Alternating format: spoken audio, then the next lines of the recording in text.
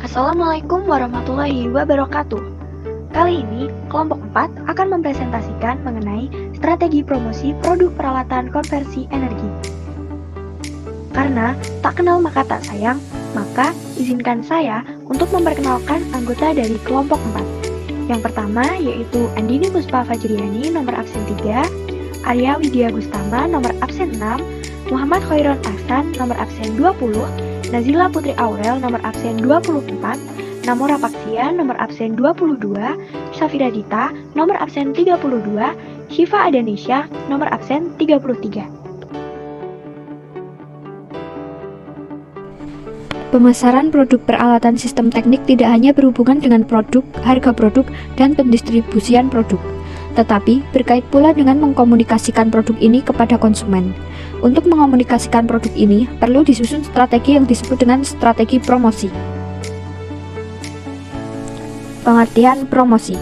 Promosi adalah upaya untuk memberitahukan atau menawarkan produk atau jasa dengan tujuan menarik calon konsumen untuk membeli atau mengkonsumsinya. Yang selanjutnya adalah manfaat promosi. Promosi sangat penting dalam suatu usaha karena mempengaruhi hasil penjualan suatu produk atau barang, dan tentunya sangat berdampak besar terhadap berlangsungnya aktivitas suatu perusahaan. Beberapa manfaat dari adanya promosi. Yang pertama, mengetahui cara pengenalan dan penyampaian produk hingga ke konsumen. Yang kedua, mengetahui tingkat kebutuhan konsumen akan suatu produk. Yang ketiga, mengetahui produk yang diinginkan para konsumen. Yang keempat, mengetahui harga yang sesuai dengan kondisi pasaran. Yang kelima, mengetahui strategi promosi yang tepat kepada para konsumen.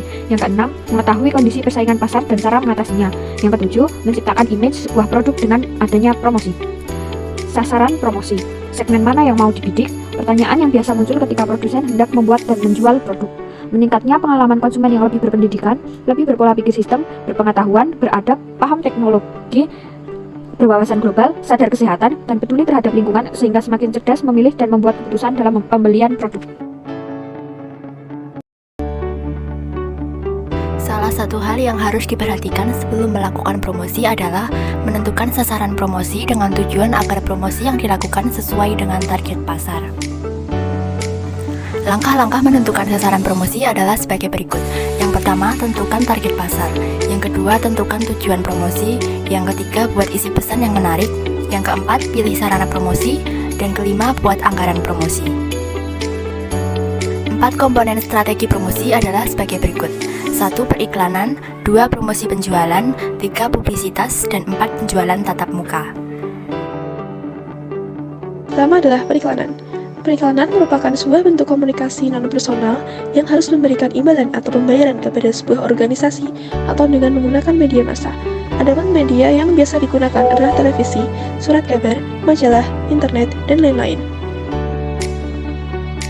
Lalu ada promosi penjualan.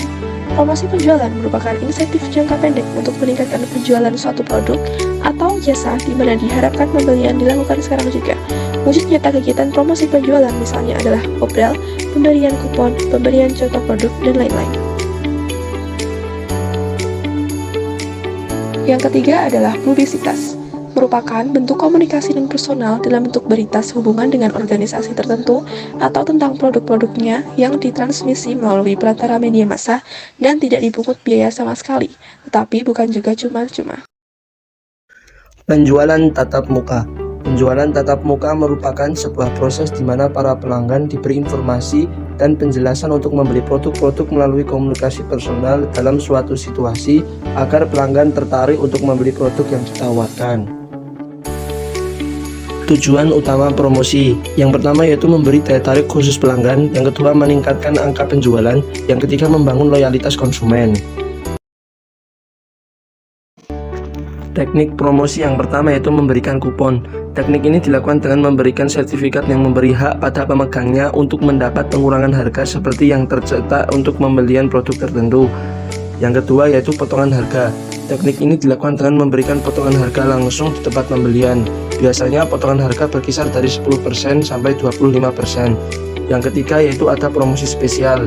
Teknik ini dilakukan dengan memberikan barang dengan biaya yang relatif rendah atau gratis sebagai insentif untuk membeli produk tertentu. Kontes dan undian.